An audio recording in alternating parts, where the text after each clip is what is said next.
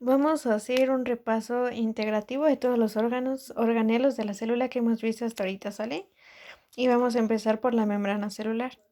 Así como el ser humano tiene una capa que lo recubre y que está en directo contacto con el medio ambiente, que es la piel, la célula tiene algo muy parecido, pero en este caso no se llama piel, sino que se llama membrana celular.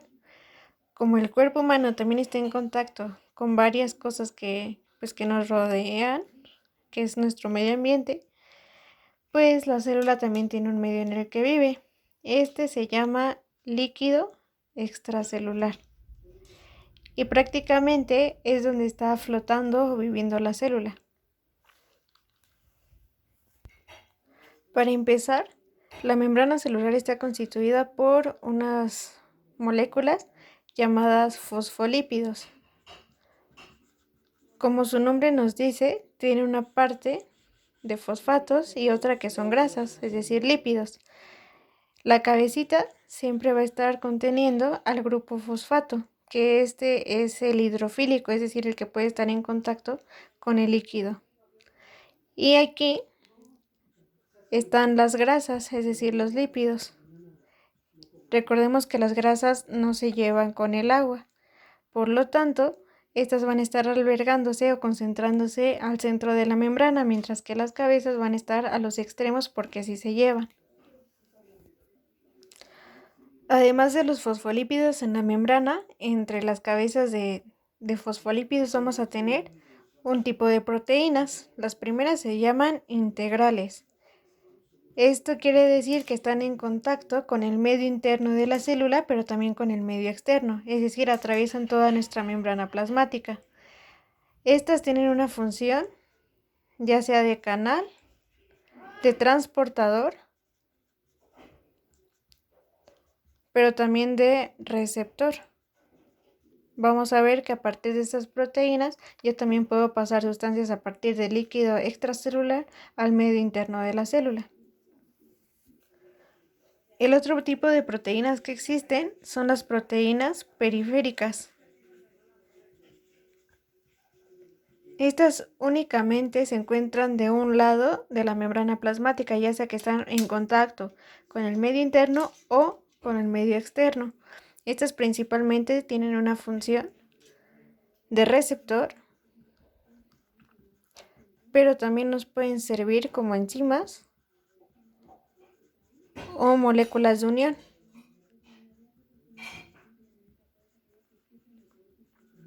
¿Sale? En medio de todo este complejo de lo que son los fosfolípidos y las proteínas, yo voy a tener una grasa. Como es una grasa y no se lleva con el agua, se va a estar albergando también en medio, entre los lípidos que no se llevan con el agua. Esta molécula es el colesterol. Siempre nos dicen que el colesterol funciona para dar rigidez. Tal vez ustedes se pregunten por qué. Y es que si estos no se llevan con el agua, quiere decir que son hidrofóbicos. Y a mayor concentración de colesterol, yo voy a tener una membrana menos fluida. Y finalmente, en la membrana voy a tener unas moléculas que están representadas en rojo. Su forma real es como de un reguilete. Tienen un centro y tienen así unas patitas. Esta molécula se llama clatrina.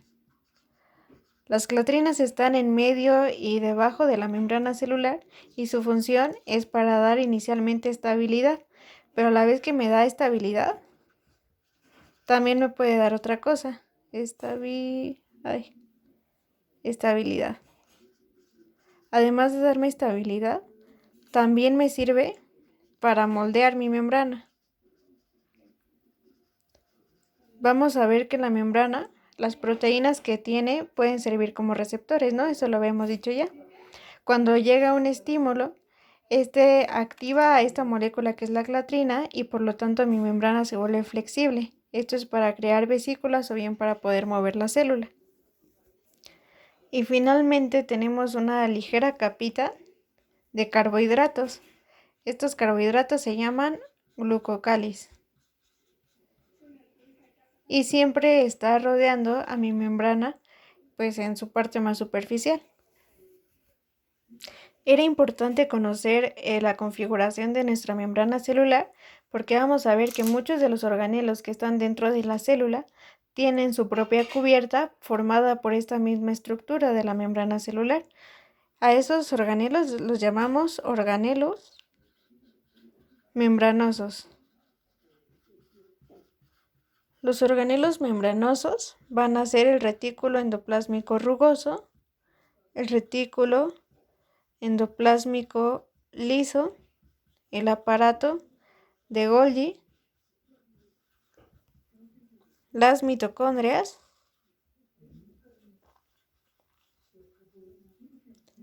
los endosomas, los lisosomas y nuestro famoso núcleo celular.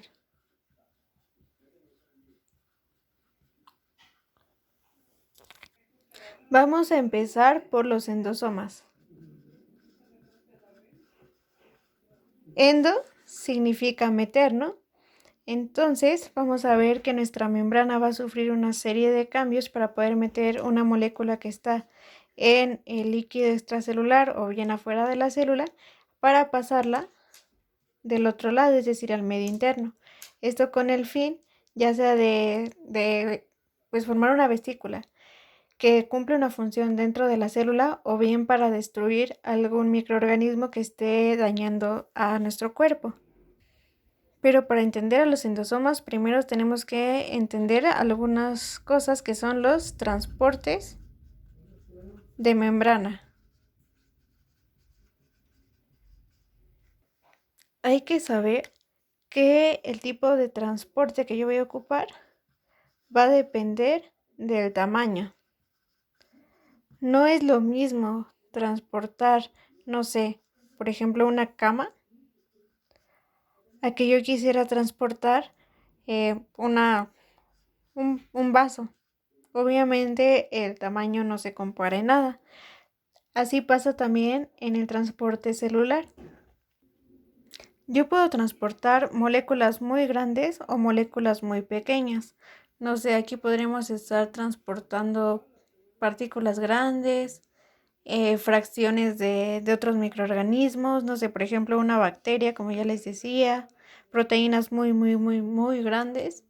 Y en moléculas pequeñas, pues podríamos estar transportando lo que son los famosos aniones o cationes, o bien nada más líquido, que en especial pues casi siempre es agua. Pero a la vez podemos transportar gases como el oxígeno, el dióxido de carbono. Cuando yo transporto moléculas grandes, a eso le voy a llamar endocitosis. Mientras que cuando transporto moléculas pequeñas, yo lo puedo llamar de dos maneras. Una es la difusión. A eso también se le llama transporte pasivo. Y si no ocupo la difusión porque mi molécula ya es más compleja, pero sigue siendo pequeña, a eso yo le voy a llamar transporte activo. En este, por ósmosis meramente, vamos a ver que mis moléculas van a estar pasando de un lugar en donde hay mayor concentración a un lugar donde hay menor concentración.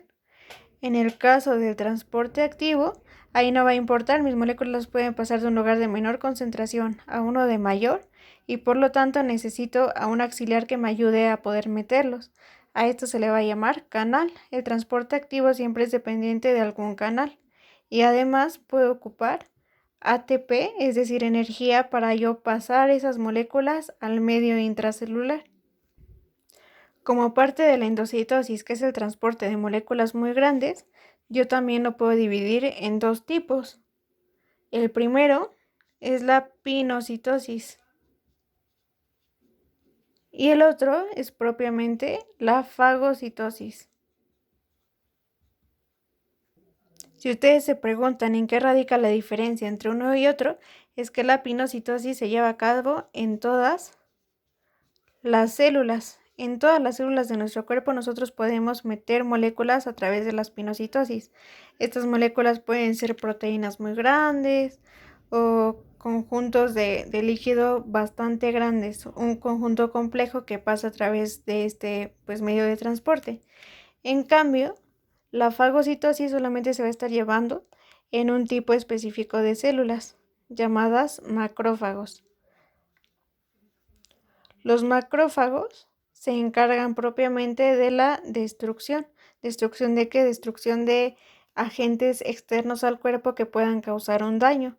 En este caso tenemos a bacterias, virus y demás, ¿no? Pero este tipo de transporte, que es la fagocitosis, es meramente propio de ese tipo de células. Es decir, de células, también podríamos decir de células del sistema inmune. Vamos a ver primero a la pinocitosis, que es un tipo propiamente de endocitosis. Vamos a dibujar aquí esquemáticamente una membranita celular, ¿no? Y como les decía, hay proteínas en la membrana. En este caso vamos a ocupar una que va a fungir como un receptor. Cuando este receptor detecte a su sustrato, es decir, detecte a su gasolina para empezar a trabajar y desencadenar toda una serie de reacciones químicas, pues este estímulo va a llegar aquí. Pero se va a ver reflejado en otro tipo de moléculas. Como veíamos en la conformación de la membrana, existen unas moléculas llamadas clatrinas. Al llegar directamente el estímulo al receptor, esto lo que va a hacer es activar a las clatrinas, las activa. Y al activarse decíamos que estas no sirven para moldear a la membrana. Lo que va a hacer es que va a empezar a hacer un cambio conformacional en la membrana plasmática. Y lo que va a pasar es que mi membrana plasmática se va a empezar a invaginar con todo y el receptor que tenía aquí y con todo y el sustrato que le llegó para que se empezara a activar.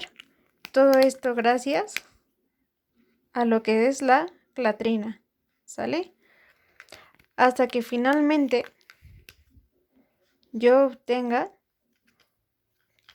esto, una pseudovesícula. Es decir, que casi va a estar formada mi vesícula, pero no va a estar totalmente formada. Va a haber aquí un punto que todavía impide que esa vesícula se separe como tal de la membrana plasmática por completo. Esto lo conocemos como pseudovesícula.